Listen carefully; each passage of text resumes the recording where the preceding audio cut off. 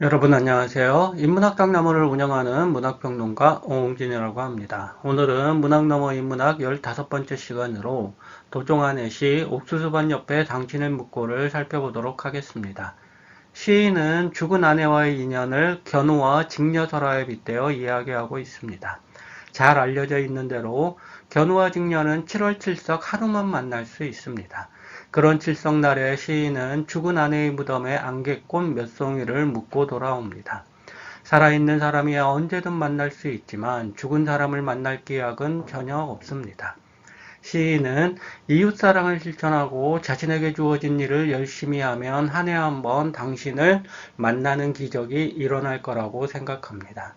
아내를 향한 사랑을 사회적 차원으로 확장하는 마음결이 참으로 잘 드러난 시라고 하겠습니다.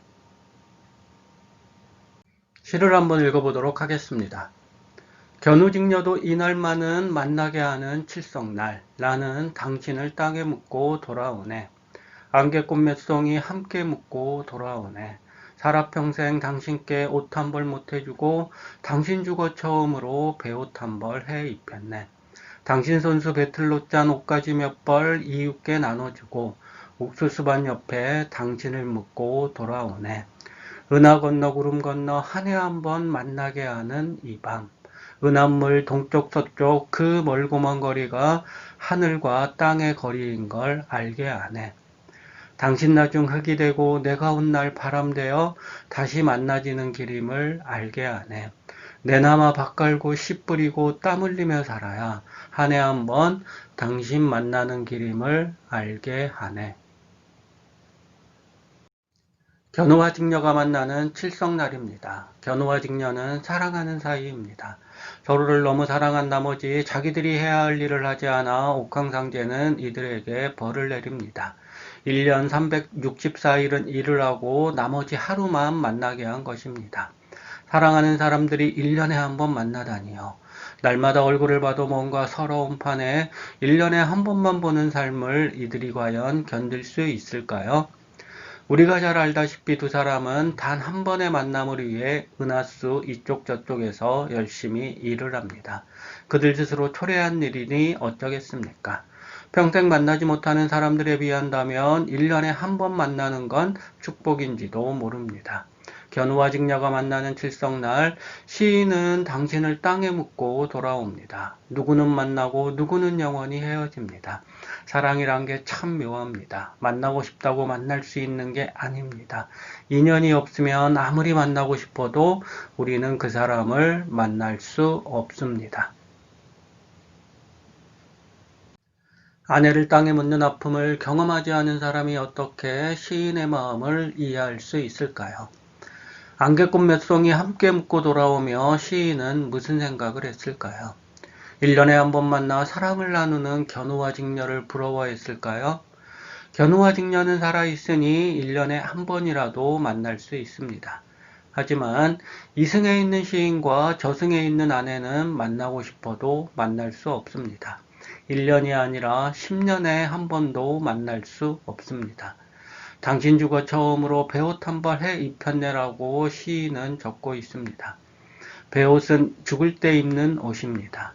죽어서야 아내에게 새 옷을 입힌 남편의 마음을 헤아려 봅니다. 남편은 당신 손수 배틀로 짠 옷가지 몇 벌을 이웃에게 나눠주었습니다. 옥수수밭 옆에 당신을 묻고 돌아온 사람은 아내를 잃은 슬픔을 이웃을 향한 배려로 뒤바꿉니다. 아름다운 마음이라는 말밖에는 할 말이 없습니다. 당신을 땅에 묻고 돌아온 그날을 시인은 견우와 직녀가 만나는 날로 정한 모양입니다. 한 해 한 번 아내를 만날 수 있다는 마음만으로도 시인은 살아갈 힘을 얻습니다. 물론 시인의 말 맞다나 은하물 동쪽과 서쪽은 하늘과 땅의 거리만큼이나 멀기만 합니다.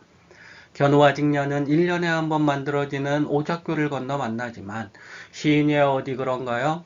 살아있는 사람은 이승에 있어야 하고 죽은 사람은 저승에 있어야 합니다. 이승에서 저승으로 가는 길은 죽음 외에는 없습니다. 시인은 이승과 저승 사이에 있는 머나먼 거리를 인정합니다. 그 거리를 인정해야 시인 또한 남은 생을 보낼 수 있기 때문입니다. 죽은 사람과 더불어 살 수는 없는 법이지요. 죽은 사람은 저 세상으로 가야 하고 산 사람은 이 세상에 남아야 합니다. 이승에 남은 사람은 이승 법칙을 따라 살아야 하는 것이지요. 우리가 죽은 사람을 애도하는 이유는 여기에 있습니다. 애도는 죽은 영혼을 위로하는 의식이기도 하지만 살아있는 사람을 어떻게든 살도록 하는 의식이기도 합니다.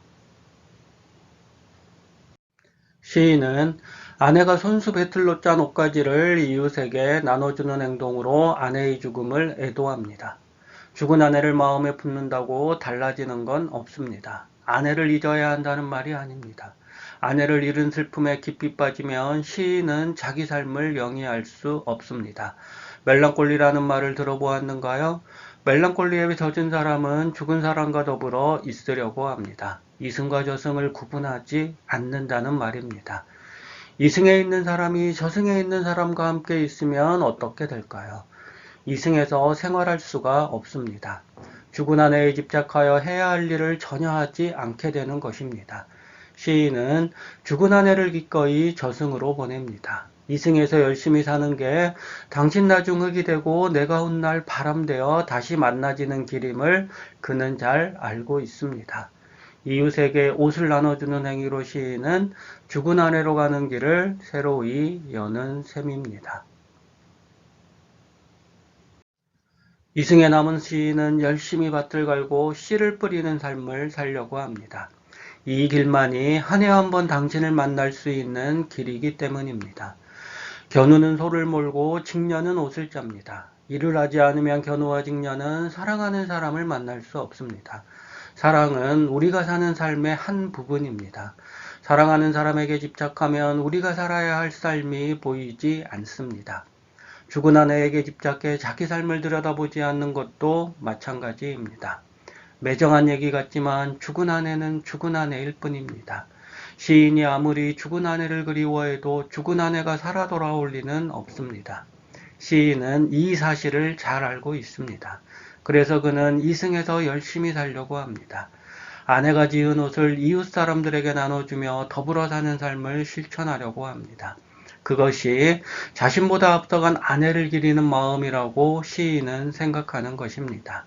죽은 아내와 거리를 두어야만 시인은 자신에게 주어진 현실을 제대로 살 수 있습니다. 산 사람이 가야 할 길과 죽은 사람이 가야 할 길은 엄연히 다르다는 걸 시인은 마음 깊이 되새기고 있는 셈입니다.